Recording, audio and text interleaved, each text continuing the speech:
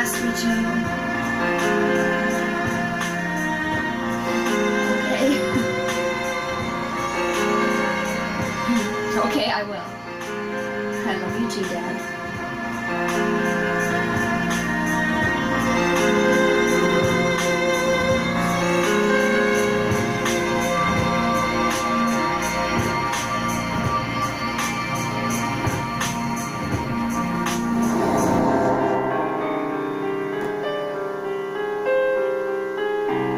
Hey, wait!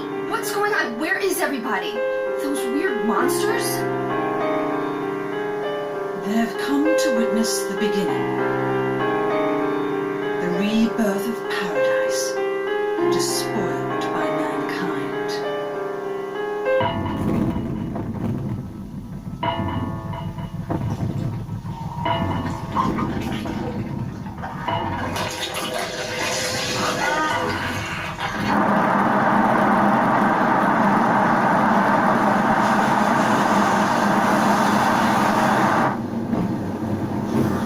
Started raining.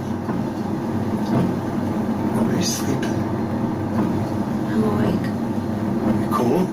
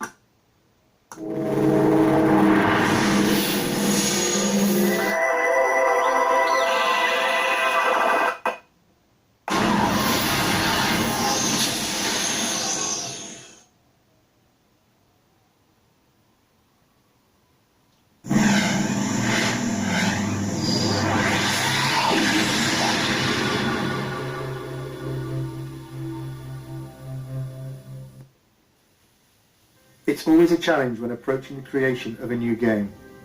There is pressure to do something different, to lead the way, to deliver even better characters, environments and stories.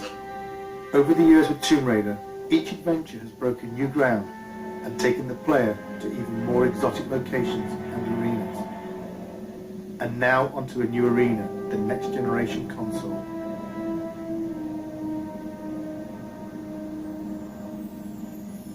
Our vision is to take the player somewhere dark, a place they might not necessarily wish to go, but a place that they'll have to venture if they want to bring Lara back. This world is from the imagination, but based in reality.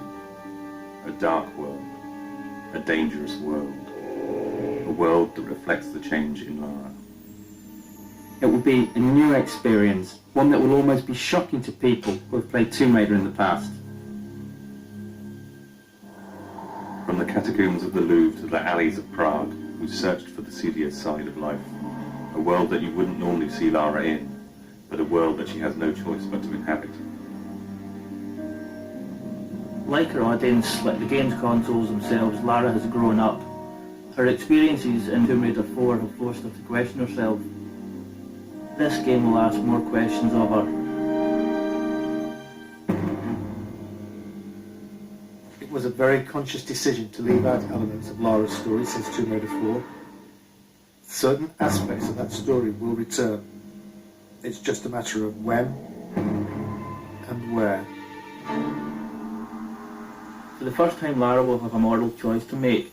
It's no longer a clear-cut case of good versus evil. This is a more complex tale which will ask more complex questions of the player. The player controls how the story develops much more than in previous Tomb Raiders. Basically, when Lara talks to a character, the player can also choose whether Lara is nice, nasty, or dismissive to another character. This game sets a new benchmark for character animation. The new consoles allow for an unprecedented level of subtlety in the way the characters can act. Some characters may betray more than their feelings. In this world, the player should look as well as listen. The advancements in game technology allow for much more complex movement from the characters. They have spines, joints, they even have fingers. They move in different ways. We borrow these movements from real people. The man in A57, the woman on the bus. They travel much further than they think. The player will choose which paths to take, which characters to trust, which lies to believe, and which enemy to face. Some enemies may become allies. Some enemies may become something far worse. Certain enemies have taken years of conception, gestating through design and redesign. I am the first to see them born, the first to guide them through the early stages, their first steps, their first kills, until they are finally unleashed upon the world.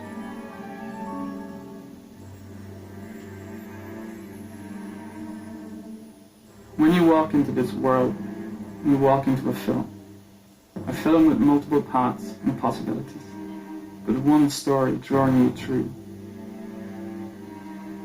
This world begins in an act of darkness. How this world ends is up to you. This is a world of shadows. There is a shadow on Lara. He watches, waits, he bides his time. His name is Curtis. He wants revenge. And Lara will help him extract that revenge.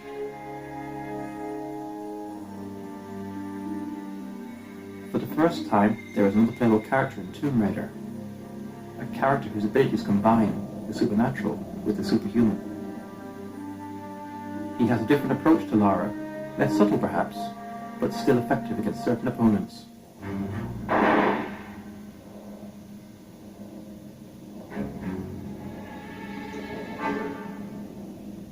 It's a much more intelligent game for the enemies as well as Lara. The PlayStation 2's got much more power to process enemies doing much more complicated things. The enemies in the game have evolved. They will work together. Notice when another enemy is killed and react accordingly. These enemies will pursue Lara. They will not stop. They have not stopped in 600 years. The Monstrum, the Cabal, Eckhart. An unholy trinity guided by an unspeakable force. Their origins lie in the annals of alchemy, not in its purported search for the secrets of gold, but in its real search for the secrets of the atom. If you control the atom, you can control life. You can create life, and you can steal life from others.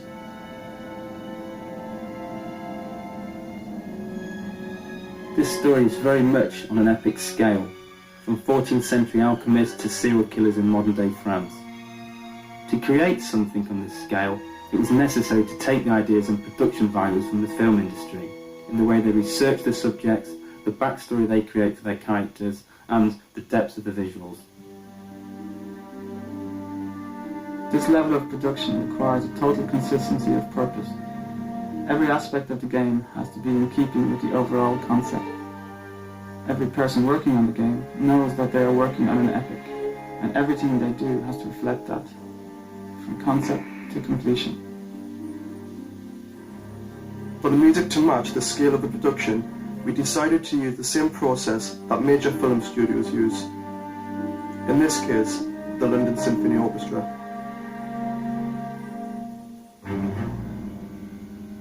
It's an overwhelming thought having your music played by 84 of the world's top musicians.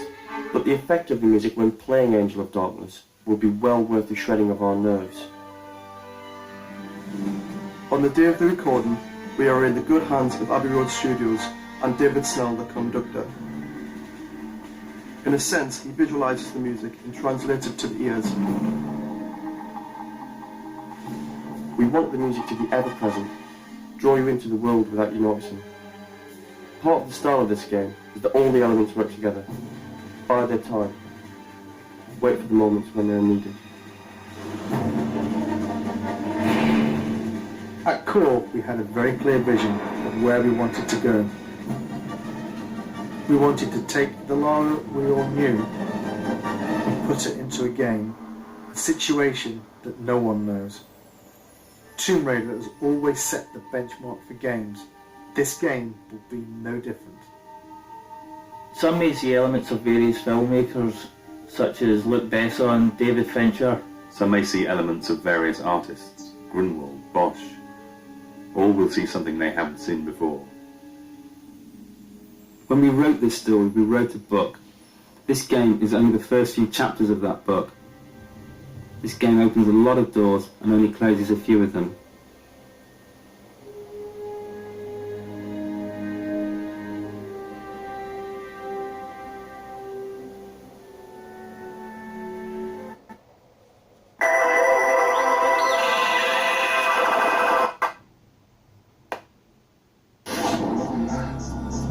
I prowl the rooftops and alleyways at night, searching for justice, blind justice, a guardian devil. I was 12 years old. I had lost my sight, but I got something back in return. My remaining 4 senses functioned with superhuman sharpness. I could hear a whisper a block away, but the most amazing of all was a kind of radar sense. Soon the world will know the truth. There is no proof that Daredevil even exists. That one man can make a difference. What do you want? Justice.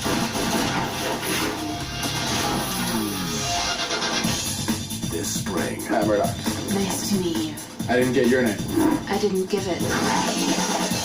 Sure you don't want to tell me your name? My name's Electra. I have to go. My bodyguard is here. Your bodyguard? In a city ruled by fear. Kingpin just doesn't kill you.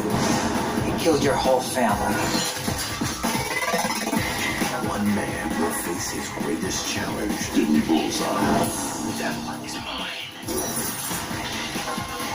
Was that really necessary? Necessary? No. It was fun.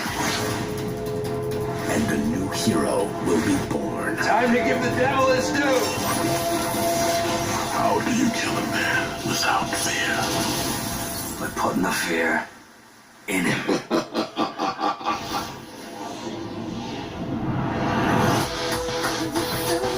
New York is not a safe place tonight. I have to go. I got work to do.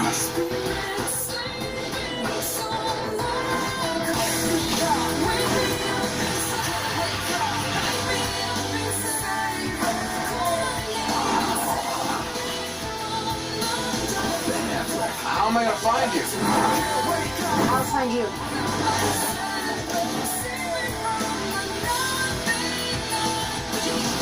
Daredevil. Is there anything else? Yeah. I want to cost you.